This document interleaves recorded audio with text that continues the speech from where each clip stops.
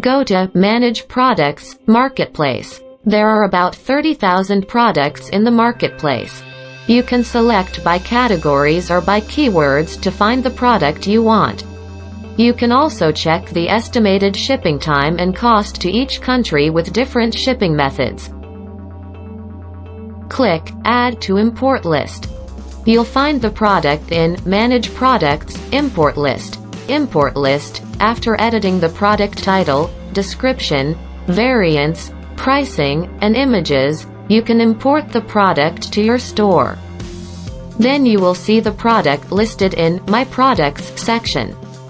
The products imported from Sourceinbox Marketplace will be shown as connected.